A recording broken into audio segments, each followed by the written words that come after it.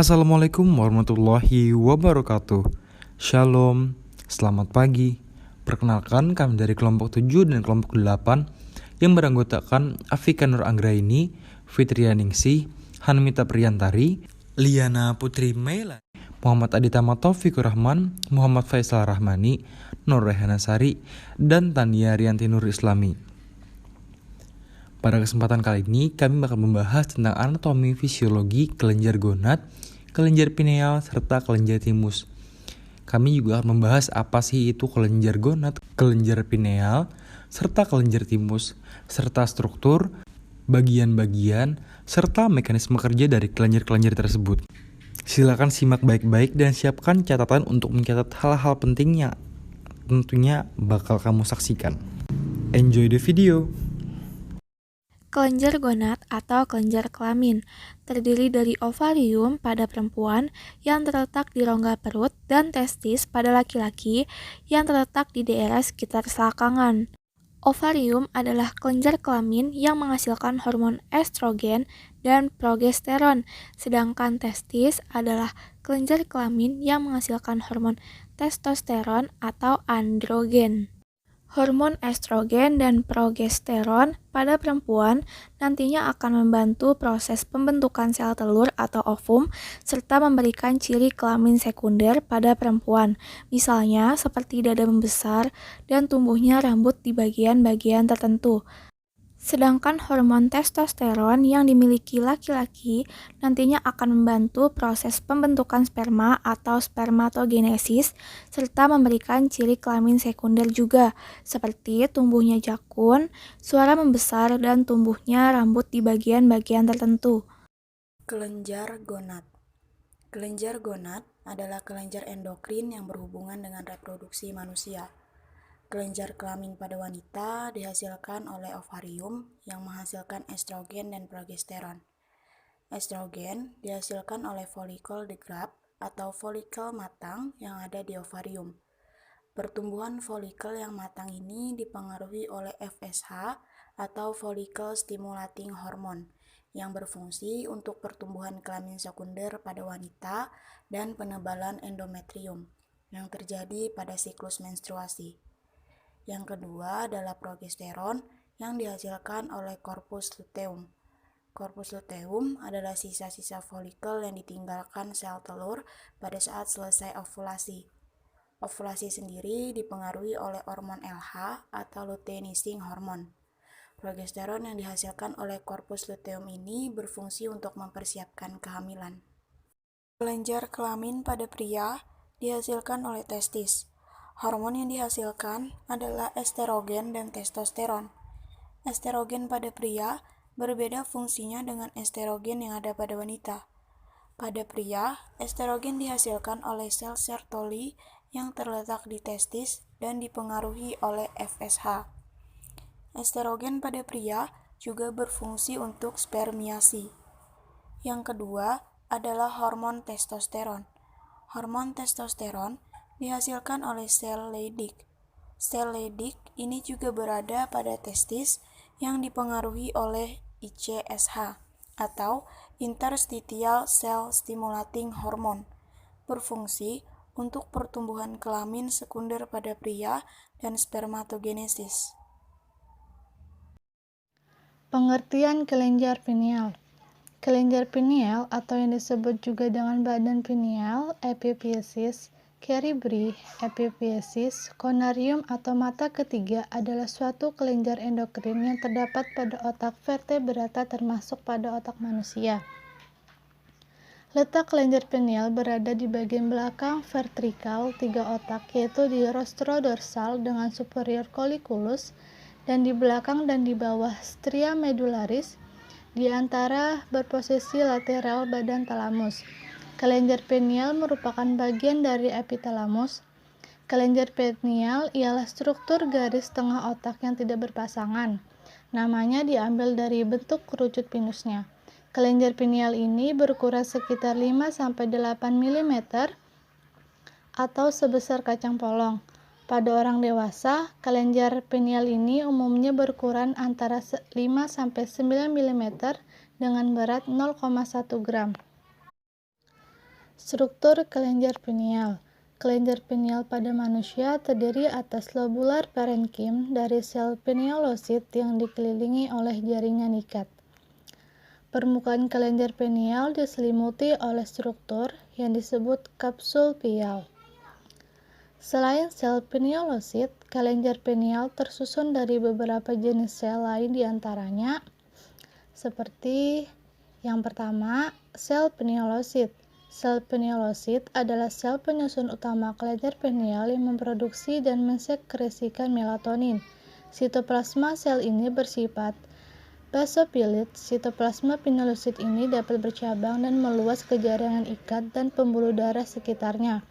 Yang kedua, sel interstisial. Sel interstisial merupakan sel yang terletak di antara sel pinealosit. Sel interstisial memiliki nukleus yang memanjang dan sitoplasma yang lebih gelap dari sel pinealosit. Yang ketiga, sel perivaskuler fagosit. Sel perivaskuler fagosit adalah sel yang ada di dekat pembuluh darah kapiler pada kelenjar pineal. Sel perivaskuler fagosit merupakan antigen presenting sel pada kelenjar ini. Artinya sel ini merupakan bagian dari sistem kekebalan tubuh yang akan menghadapi bakteri atau komponen berbahaya yang masuk ke dalam organ ini. Yang keempat, sel saraf pineal. Pada banyak vertebrata, kelenjar pineal memiliki sel saraf tersendiri. Namun sel saraf pineal ini tidak ditemukan pada hewan pengerat. Hormon kelenjar pineal. Hormon yang dihasilkan yaitu melatonin. Melatonin ini merupakan hormon yang diproduksi oleh kelenjar pineal, yaitu kelenjar di dalam otak yang berukuran sebesar kacang polong. Melatonin ini yaitu hormon alami yang ada dalam tubuh yang berperan penting dalam mengatur pola tidur atau siklus, tidur bangun atau jam biologis tubuh. Dengan adanya hormon ini, kita dapat mengetahui kapan waktu untuk tidur dan terjaga. Fungsi hormon melatonin. Yang pertama, mengatur irama sirkadian, yaitu jam biologis tubuh yang memberi sinyal kapan manusia merasa lelah, perlu tidur, bangun, dan tetap terjaga dalam waktu yang sama setiap harinya. Sekresi melatonin mengikuti irama sirkadian dan dapat dipengaruhi oleh siklus terang gelap, di mana pada kondisi gelap pinealosit akan mensekresi melatonin. Sekresi melatonin dimulai pada pukul 22 sampai 23 dan memuncak pada jam 3 sampai jam 4. Konsentrasi terendah melatonin didapatkan pada pukul 7 sampai jam 9 pagi. Yang kedua, menjaga kesehatan jantung dan pembuluh darah. Hormon melatonin dapat menjaga kesehatan jantung dan kestabilan tekanan darah serta membantu pemulihan penyakit kardiovaskuler. Yang ketiga, mempengaruhi kestabilan suasana hati atau mood. Ukuran kelenjar pineal seseorang dikatakan dapat mempengaruhi kemungkinan dalam mengalami gangguan mood alias suasana hati. Kelenjar pineal atau kelenjar epifisis. Kelenjar pineal terletak di antara kedua belahan otak, berwarna abu-abu kemerahan dan berukuran sekitar 5-8 mm.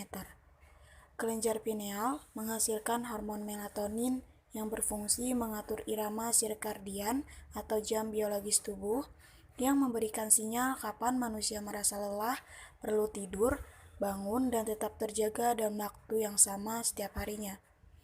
Hormon melatonin juga mempengaruhi kinerja kelenjar hipofisis dan organ reproduksi, dan mengatur jam tidur seseorang. Produksi hormon melatonin dipengaruhi oleh jumlah paparan cahaya. Dalam kondisi gelap, kelenjar pineal akan menghasilkan hormon melatonin dalam jumlah yang lebih banyak. Pengertian kelenjar timus. Kelenjar timus adalah kelenjar yang terletak di dalam rongga dada atas dan memiliki fungsi utama untuk memproduksi sel limfosit T.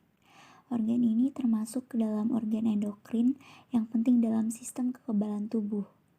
Kelenjar timus akan tumbuh mencapai berat maksimalnya ketika manusia memasuki masa pubertas, kemudian hilang ketika beranjak dewasa. Oleh karena itu, kelenjar timus sering hanya dijumpai pada anak usia di bawah 18 tahun. Kelenjar ini berwarna kemerah-merahan dan terdiri dari 2 lobus. Fungsi utama kelenjar timus ialah untuk memproduksi dan memproses limfosit atau sel T timus. Adapun fungsi kelenjar timus yang diantaranya yaitu yang pertama, produksi sel limfosit T. Kelenjar timus akan memproduksi hormon timosin. Hormon ini berfungsi sebagai pemicu pembentukan sel limfosit T dalam tubuh. Sel limfosit T itu sendiri merupakan kelompok sel darah putih yang sangat penting dalam sistem kekebalan tubuh, terutama sistem kekebalan tubuh seluler.